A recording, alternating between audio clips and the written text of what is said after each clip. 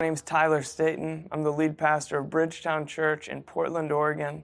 And today's verse of the day comes from 1 Chronicles chapter 16, verse 11, which reads, "Look to the Lord and His strength.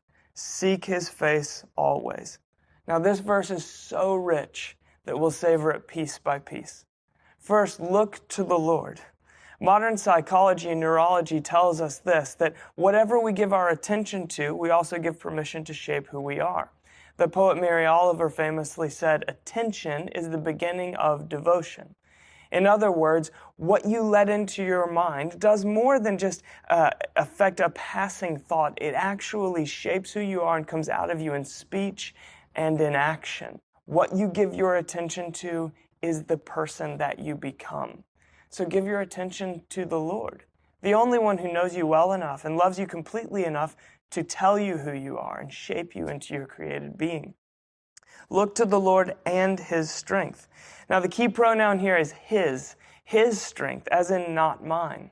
Original sin, all the way at the beginning of the biblical story, is an attempt to take what we can only receive. And ever since then, human beings have always had this insatiable appetite to try to lean on our own strength, to provide for myself, defend myself, protect myself. And so how is it that we access true strength that belongs to Him? It's to swim against the current of our inner lives, admit our own weakness, and ask for His strength in place of my weakness. Seek His face. Now, Scripture tells us again and again to seek His face, but never once does it tell us to seek His hand. And yet I find in myself this tendency to ask God for what I want from Him more than to ask for Him with me in the midst of the need. So I ask for some kind of blessing or some kind of intervention or some kind of favor. But of course, the greatest gift is the giver Himself.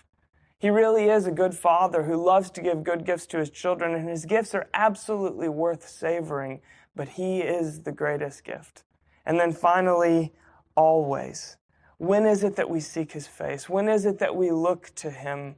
Always, at all times, and in all circumstances. And so as you go into this day, carrying whatever mess or whatever triumph you might be carrying with you, may you seek His face.